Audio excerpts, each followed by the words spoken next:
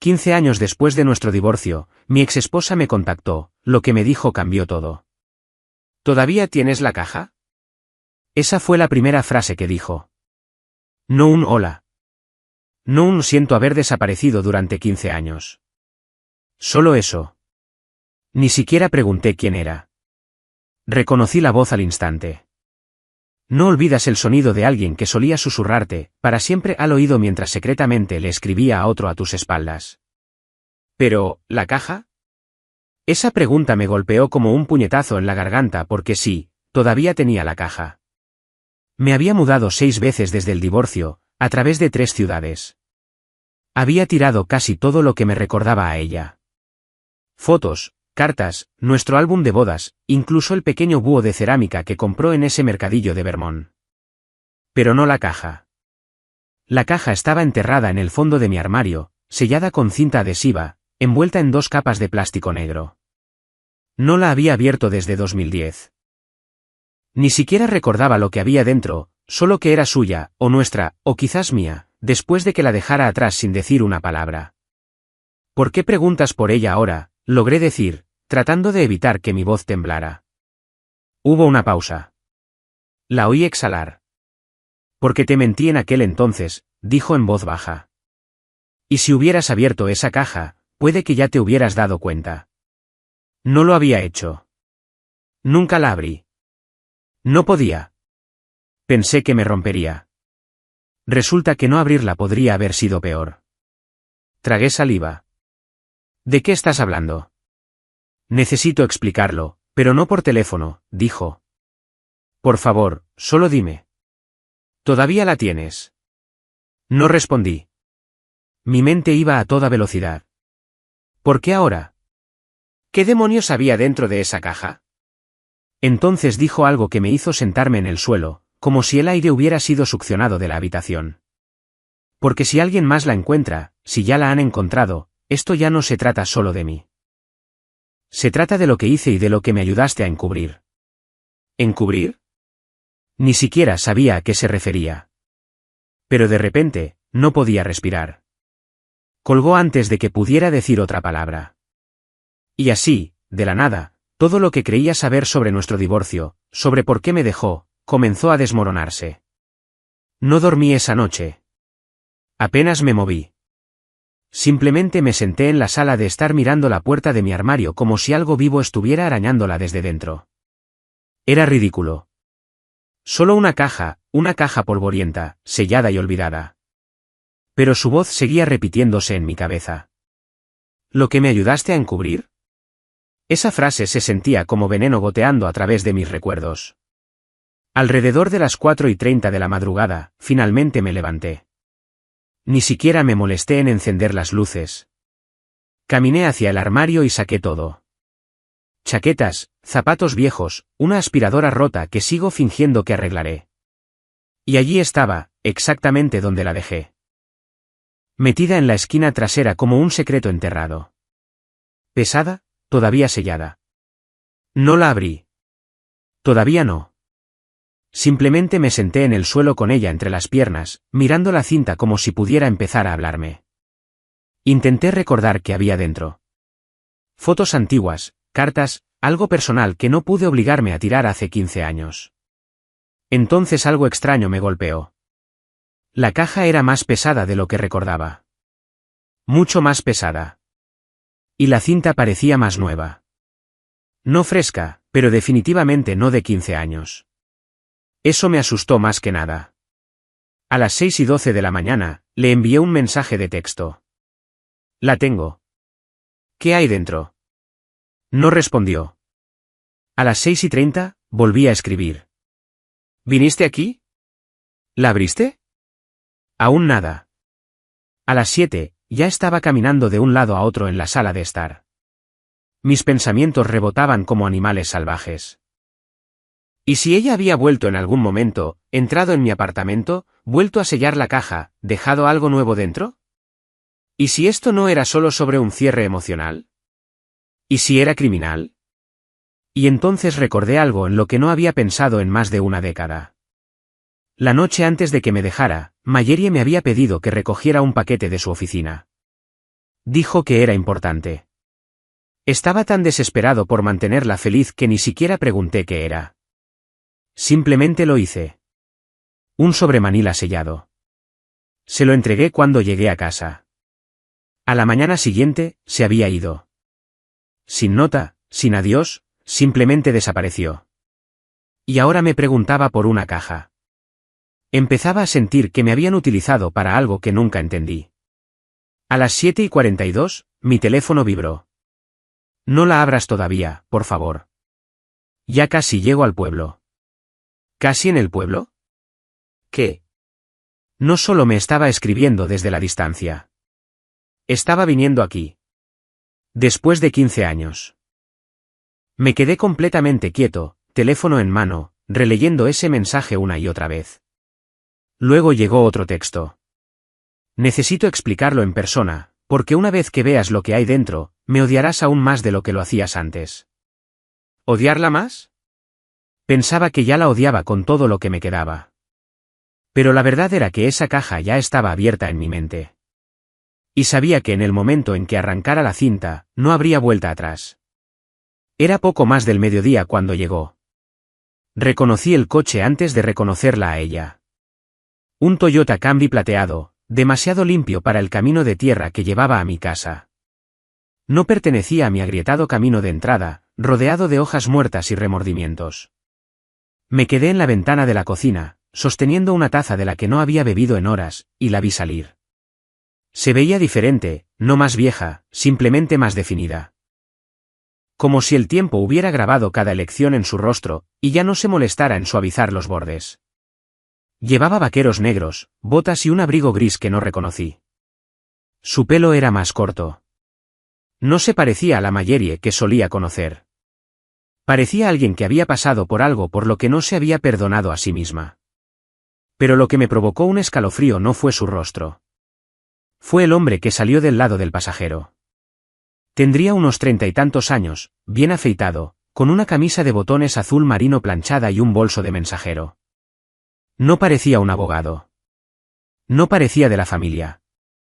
Parecía nervioso. No llamaron a la puerta. Se quedaron en el umbral como si tuvieran miedo de que pudiera tragárselos. La abrí antes de que ella alcanzara el pomo. Hola, dijo en voz baja. ¿Quién es él?, pregunté.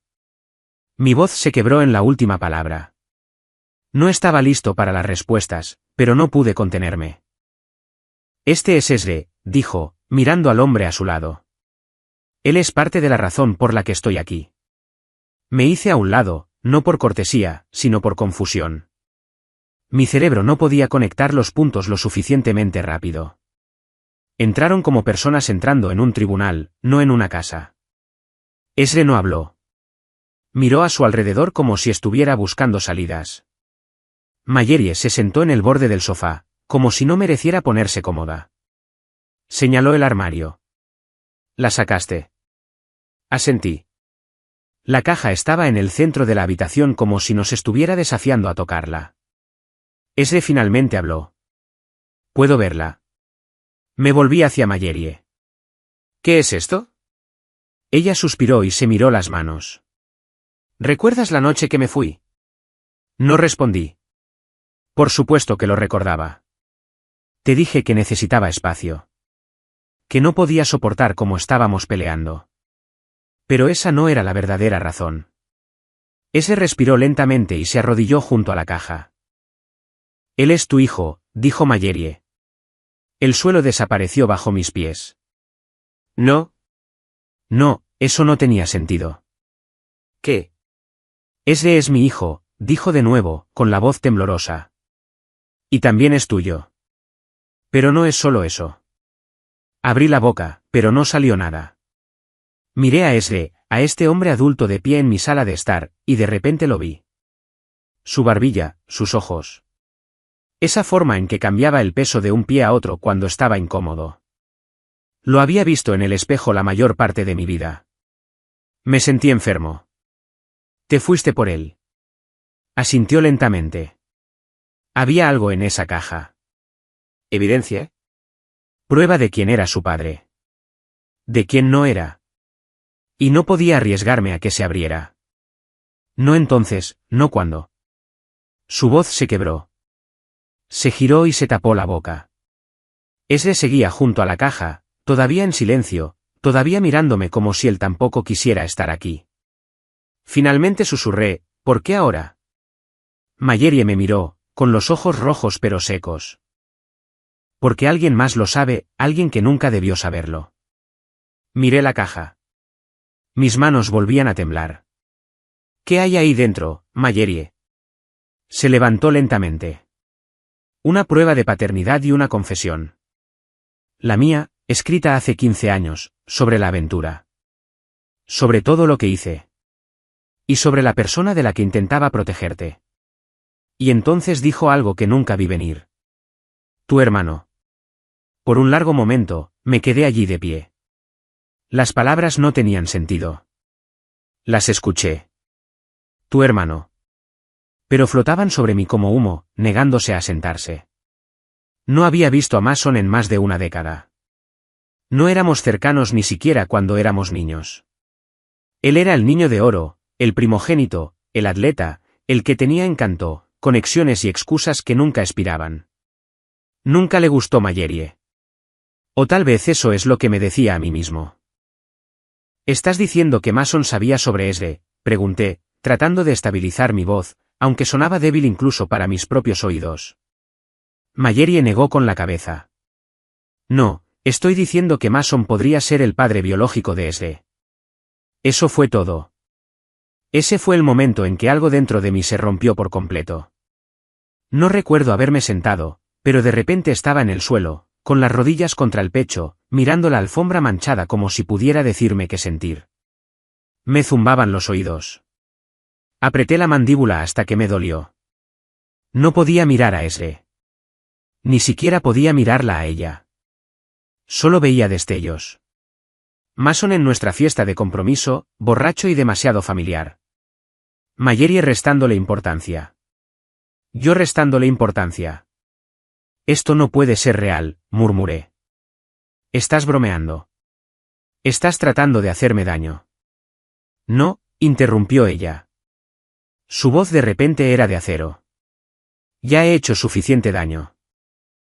No estoy aquí para torturarte. Estoy aquí para decirte la verdad antes de que alguien más lo haga. Antes de que Mason lo haga.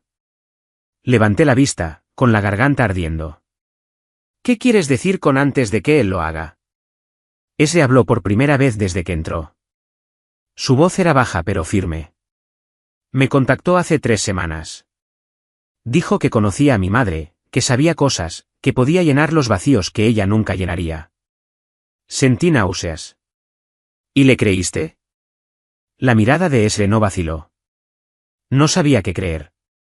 Así que la localicé, la hice hablar. Mallerie asintió, avergonzada. Le conté todo lo que recordaba de esa noche, de lo borracha que estaba, de que Mason estaba allí, de cómo las cosas se volvieron borrosas. No quería admitírmelo a mí misma, y mucho menos ponerlo por escrito. Pero lo hice. Lo puse todo en esa carta. La sellé y la enterré porque no podía enfrentarlo. Mi corazón latía tan fuerte que apenas escuché sus siguientes palabras. Me chantajeó una vez. Ya sabes, Mason, justo después de que me fui. Dijo que si alguna vez le contaba a alguien lo que pasó esa noche, se aseguraría de que todos supieran que me acostaba con los dos. Dijo que nadie me creería, que yo era solo la chica que destruyó a 2 hermanos. Me reí, no porque fuera gracioso, sino porque mi cuerpo no sabía qué más hacer. ¿Y lo hacías? Ella se estremeció. No, no al mismo tiempo. Nunca así. Ni siquiera me di cuenta de lo que pasó con Mason hasta semanas después. Intenté convencerme de que era solo un fallo de memoria, que lo había imaginado. Esre finalmente se acercó y se sentó frente a mí. Necesito saber quién soy, dijo, más suave de lo que esperaba. Y creo que la respuesta está en esa caja. Pero ella no me dejaba abrirla sin ti. Mi voz se quebró al preguntar, ¿por qué yo? Mallerie tragó saliva. Porque la prueba de paternidad se hizo bajo tu nombre. Y la carta, está dirigida a ti, solo a ti. El silencio cayó como una manta pesada. La caja estaba entre nosotros como una bomba que no sabíamos cómo desactivar. Miré a ese de nuevo, con los hombros tensos, las manos entrelazadas, los ojos atormentados, pero tranquilos. Miré a Mallerie, cuyo mundo claramente se había estado desmoronando mucho más tiempo que el mío. Y luego miré la caja, esa estúpida caja sellada con cinta que había vivido en mi armario como un parásito durante 15 años. Y dije las palabras que hicieron desaparecer el aire. Vamos a abrirla. No abrí la caja de inmediato. Mis manos flotaban sobre los bordes, las yemas de mis dedos rozando la vieja cinta como si pudieran absorber algún tipo de mensaje. El silencio en la habitación se sentía antinatural, como si contuviera la respiración. Ese estaba sentado perfectamente quieto. Mallerie parecía querer gritar y desaparecer al mismo tiempo. La cinta se despegó más lentamente de lo que esperaba. Mis dedos temblaban y odiaba que lo hicieran. Después de todos estos años, después de cada palabra cruel y noche de insomnio, una parte de mí todavía se preocupaba por lo que ella tenía que decir. Una parte enferma y masoquista de mí todavía necesitaba su explicación. Como si el cierre pudiera ser envuelto para regalo y entregado por la misma persona que me destruyó. Dentro, bajo una capa de viejas bufandas y un joyero agrietado, había un sobre blanco sellado. Grueso, pesado. Mi nombre estaba escrito en él con su letra, la que solía conocer mejor que la mía propia. Dorian. No hablé mientras lo abría. Simplemente desdoblé las páginas, 4 de ellas, cubiertas por delante y por detrás con tinta azul. Sin márgenes, sin párrafos, solo un torrente de verdad derramándose de una mujer que claramente había perdido el control en el momento en que lo escribió. La primera línea era simple. Si estás leyendo esto, significa que he llegado demasiado tarde para explicarlo en persona. Leí en silencio, pero cada palabra parecía raspar algo crudo dentro de mí. Comenzó confesando la aventura, o como ella lo escribió, el incidente que pasé años tratando de convencerme de que no era real. Describió despertarse en el sofá después de una pelea conmigo, aturdida y desorientada, y a Mason sentado a su lado, sirviéndole otra bebida. Recordaba destellos borrosos, su mano en su cintura, ella diciendo que no, él riéndose de ello, ella volviéndose a dormir. Luego vino la línea que me dejó helado. Cuando descubrí que estaba embarazada, te dije que era tuyo porque quería que fuera tuyo. Pero ya había concertado una cita a tus espaldas. Tenía miedo de lo que la verdad significaría si se supiera. No solo para nosotros, sino para Mason. Mis ojos siguieron moviéndose, aunque mi cuerpo quería apagarse.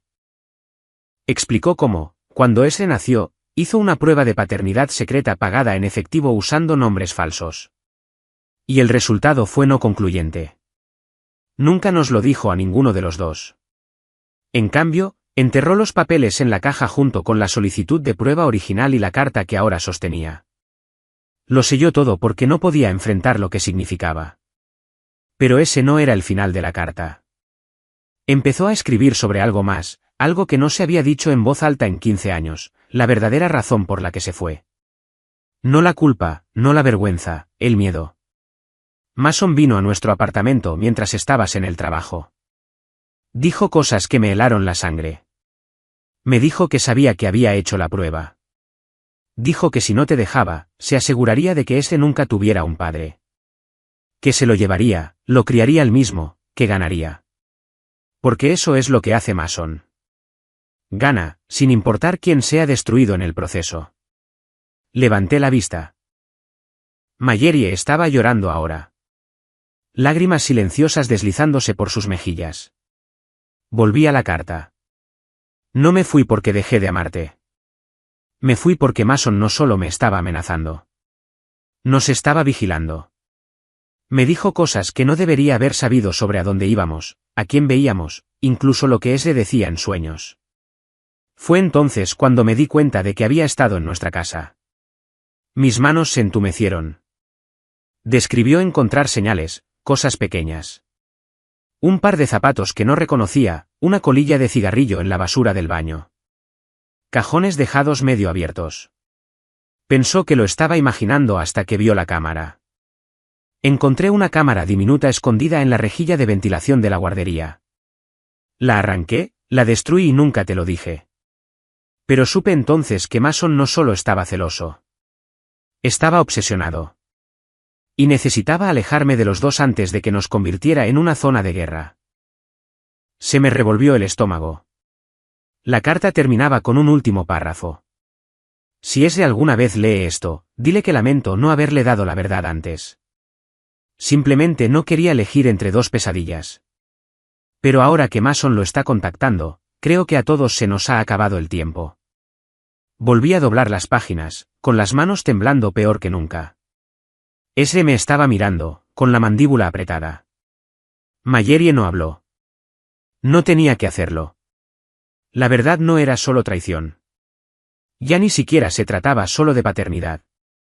Se trataba de un hombre al que llamaba familia y de lo que podría ser capaz ahora.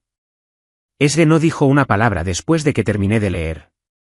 Simplemente se levantó, caminó hacia la ventana y miró el cielo gris como si estuviera tratando de calmar algo dentro de él que había estado hirviendo demasiado tiempo. Mallory tampoco se movió. Podía notar que se estaba preparando para algo. Tal vez para que yo gritara, tal vez para que Esre se fuera furioso, pero ninguno de nosotros habló durante un minuto completo. La carta todavía estaba caliente en mis manos, y todo en mi mundo, cada recuerdo, cada creencia, se sentía como si estuviera hecho de vidrio que acababa de romperse en cámara lenta. Entonces Esre se giró y dijo lo que no esperaba. Quiero verlo. Los ojos de Mallory se abrieron de par en par. Esre, no. No sabes cómo es. Solo sabes lo que te he contado. Exactamente por eso tengo que ir, espetó. No con ira, solo cortante. Preciso, como alguien que ya había tomado una decisión y no iba a dejar que la emoción lo desviara. He pasado toda mi vida sin saber quién soy. Ahora descubro que podría ser el producto de algo enfermo, algo violento, y se supone que me quede aquí sentado. Me miró y por un momento pensé que podría pedirme permiso, pero no lo hizo. Simplemente dijo, ¿dónde vive? Dudé. Mason y yo no habíamos hablado en años. No desde el funeral de nuestro padre, cuando montó una escena en el aparcamiento, maldiciendo a una mujer que resultó ser la abogada de su exesposa. Lo último que supe es que vivía cerca del lago Hiro en una extraña casa estilo cabaña que compró por privacidad. No la había visto. No quería, pero sabía dónde estaba. No vas a ir solo, dije finalmente. Pero ese negó con la cabeza. Si voy contigo, se convierte en una guerra entre hermanos. Esto no es eso. Solo necesito mirarlo a los ojos y ver qué hay allí. Quería discutir. Dios, quería gritar, pero no lo hice porque una pequeña parte rota de mí también quería saber. Una hora después, se había ido. Mallory se quedó. No paraba de caminar de un lado a otro como si estuviera tratando de hacer un agujero en el suelo, retorciendo la manga de su abrigo hasta que la tela parecía deshilachada. Podía ver la culpa devorándola por dentro. Pero ya no era solo culpa. Era miedo. No lo entiendes, dijo en un momento. Mason no solo manipula a la gente. Guarda cosas, registros, archivos. Siempre decía que tener trapos sucios de la gente era como tener poder en el bolsillo trasero. La miré. ¿Estás diciendo que podría haber grabado esa noche? No respondió, solo miró la pared. Mientras tanto, Esre había llegado. No supe nada de él durante 20 minutos, luego 30, luego una hora. Justo cuando estaba a punto de coger mi teléfono, vibró. Una foto, sin mensaje, solo la imagen. Mostraba el interior de la casa de Mason. Y juro por Dios que se me heló la sangre cuando lo vi. Había fotos clavadas en la pared, fotos mías, algunas recientes, una en el supermercado, otra de mí saliendo de mi apartamento, de Mallory, incluso de Esre, todas etiquetadas con fechas y notas escritas debajo con rotulador rojo. Vigilancia. Pero esa no era la peor parte. En el centro de la foto, casi como si estuviera preparado, había una carpeta negra abierta. Dentro había páginas de correos electrónicos impresos, conversaciones, nombres, cronologías.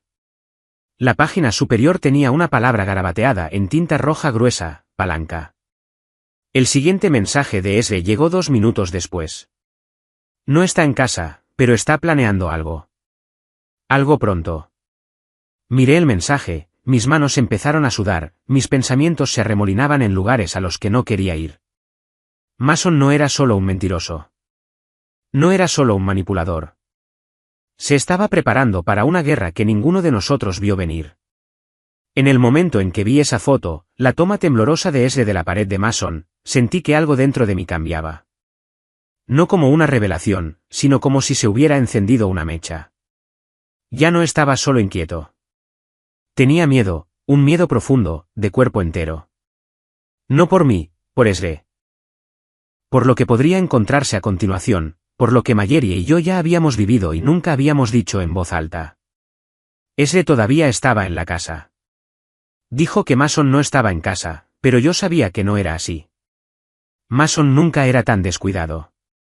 Si Esre había entrado, era porque Mason quería que lo hiciera. Lo llamé. Sin respuesta. Le escribí, sal de ahí ahora. Pasaron 5 minutos agónicos. Luego, finalmente, su respuesta. Demasiado tarde. Ha vuelto. Mallory ya estaba cogiendo su abrigo cuando lo leí en voz alta. Tenemos que irnos, dijo, con la voz temblorosa. No sabes de lo que es capaz. Crees que sí, pero no. Debería haberla detenido, haberle dicho que se quedara, que me dejara manejarlo. Pero no pude articular las palabras. Solo cogí las llaves, con un nudo en la garganta, las manos temblando tanto que casi se me cayeron 2 veces. Condujimos en silencio. 27 minutos de carretera, curvas, grava, silencio. Tenía la mandíbula tan apretada que pensé que me rompería una muela. Cuando entramos en el largo camino de entrada que llevaba a la casa aislada de Mason, vi el coche de Esre aparcado torcido, como si hubiera llegado con prisa. Y al lado, el todoterreno negro que recordaba del funeral de nuestro padre. El de Mason. Mallory se quedó en el coche. Me acerqué a la puerta principal. Estaba abierta. Dentro, Esre estaba de pie en medio de la habitación sosteniendo algo. Su rostro parecía pálido, conmocionado, traicionado. Y frente a él, sentado con una calma exasperante en un sillón de cuero, estaba Mason, con las piernas cruzadas, un whisky en la mano. Esa media sonrisa engreída que me había seguido a través de cada humillación infantil grabada en su rostro como si nunca se hubiera ido. Le conté todo, dijo Mason antes de que pudiera hablar. Se merece saberlo. ¿No crees? Después de todo, es su derecho de nacimiento. Esre se giró hacia mí. Con los ojos muy abiertos. Dice que tú lo sabías, que sospechabas y nunca me lo dijiste. Parpadeé. Eso no es verdad. Ni siquiera. Ni siquiera que, espetó Mason, levantándose de la silla como una tormenta lenta. ¿No querías saber? ¿No querías enfrentar la posibilidad de que tu perfecto complejo de víctima te hubiera cegado a la verdad? Esre miró entre nosotros. ¿De qué demonios está hablando? Mason sonrió con suficiencia. Oh, no te contó sobre la segunda carta. El otro sobre en la caja. Se me revolvió el estómago. ¿Qué segunda carta?, pregunté, aunque ya sabía que había cometido un error. Mason se acercó a la estantería detrás de él, sacó una carpeta manila y la arrojó sobre la mesa de café. Se deslizó hasta detenerse frente a Esre. La cogí, dijo Mason casualmente. Hace años, cuando hice que alguien entrara en tu casa. Siempre fuiste tan descuidado con las cerraduras. Esre abrió la carpeta. Dentro había documentos legales, formularios de custodia, declaraciones juradas, todo falso. Lo falsifiqué todo, dijo Mason. Lo presenté en el tribunal como una orden de emergencia sellada. Nadie se dio cuenta. Pensaron que era de la madre, de Mallory. Ella nunca lo supo. Mallory entró por la puerta justo en ese momento. Lo escuchó, se quedó helada. Mason la miró. No lo querías. Eso es lo que decían los papeles. Renunciaste voluntariamente a los derechos parentales. Está todo ahí. Un juez lo firmó. Sello de goma. Mi visión se nubló. Había robado a Esre en papel. Lo había ocultado durante años. Y ahora nos lo restregaba en la cara como un trofeo. Esre dejó caer la carpeta. Planeabas venir a por mí, dijo. No entonces. Ahora. De eso se trata todo esto. Los archivos, la pared, el seguimiento. Esto no era solo para destruirlos a ellos. Querías poseerme. Mason ladeó la cabeza. ¿Y por qué no? Eres inteligente, comercializable. No como tu patético padre aquí, escondiéndose detrás del arrepentimiento y el pánico moral. Tú podrías ser algo. Me aseguraría de ello. Me interpuse entre ellos. No tienes derecho a hablarle. Mason no se inmutó. Tú ya no tienes derecho a decidir nada. Y luego, casualmente, como si no significara nada, añadió, y por cierto, ya presenté la solicitud de custodia actualizada la semana pasada. Audiencia de emergencia mañana por la mañana. Ya no es tuyo. Los puños de ese se apretaron. Mallerie jadeó. ¿Y yo? Me di cuenta de algo que debería haber sabido desde el principio. Esto nunca fue sobre paternidad. Fue sobre control. Y Mason acababa de declarar la guerra. El tribunal era pequeño, frío. Olía a papel viejo y desinfectante, como si la justicia misma hubiera sido esterilizada hasta convertirse en algo clínico y olvidable. Nos sentamos en una fila, Mallerie a mi izquierda, ese entre nosotros, golpeando su rodilla con ansiedad, y Mason 3 bancos más adelante, pulcro, engreído, vestido con un traje azul marino a medida y una corbata carmesí como si pensara que esto era algún tipo de espectáculo. No sabía lo que se avecinaba. Por primera vez en mi vida, yo tenía algo que él no tenía, la verdad. El juez entró y se sentó. Ese se puso de pie. No estaba obligado a hablar. Era un adulto. Los trucos legales que Mason había presentado se basaban todos en papeles falsificados antiguos. Pero ese insistió. Quería decir algo, ser algo, no poseído, no heredado. Eligió su identidad esa mañana, y no necesitaba una prueba de ADN para definirla. Pasé años sin saber quién era realmente, dijo Esre, de pie frente al juez. Y pensé que descubrirlo lo arreglaría todo. Pero lo que he aprendido es que la verdad no se trata de sangre. Se trata de lo que haces con las personas que están a tu lado después de que todo se desmorona. Me miró. Su voz se quebró ligeramente. Dorian puede que no lo supiera todo. Puede que no hiciera todo bien, pero nunca me mintió. Nunca me manipuló. Y eso es lo que lo convierte en mi padre, no la biología. El juez se quedó en silencio por un momento. Luego se dirigió a Mason. Sus presentaciones no solo están fuera de plazo, son ilegales, fraudulentas, y remitiré todo este asunto a la oficina del fiscal del distrito. Mason parpadeó. Abrió la boca, pero no salió nada. Y así, sin más, se acabó. El mazo golpeó la madera. Mallerie se cubrió la cara y sollozó en sus manos. Ese exhaló como si hubiera estado conteniendo la respiración durante una década. ¿Y Mason? Mason fue escoltado fuera por la seguridad, negando con la cabeza, murmurando algo sobre apelaciones y corrupción, ya tratando de convencerse a sí mismo de que el mundo lo había vuelto a tratar injustamente. No esperamos para verlo irse. Fuera del juzgado, el sol brillaba por primera vez en días. No metafóricamente, literalmente. Una luz cálida se derramaba sobre la acera, y por primera vez en 15 años, sentí que el peso en mi pecho se levantaba. Ese se giró hacia mí, con las manos en los bolsillos. Entonces, ¿todavía haces esa pasta terrible? Me reí.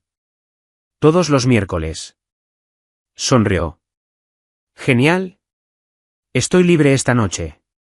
Bajamos los escalones, padre e hijo, no por la fuerza, no por el miedo, sino por elección. Mallerie se quedó atrás un momento, mirándonos.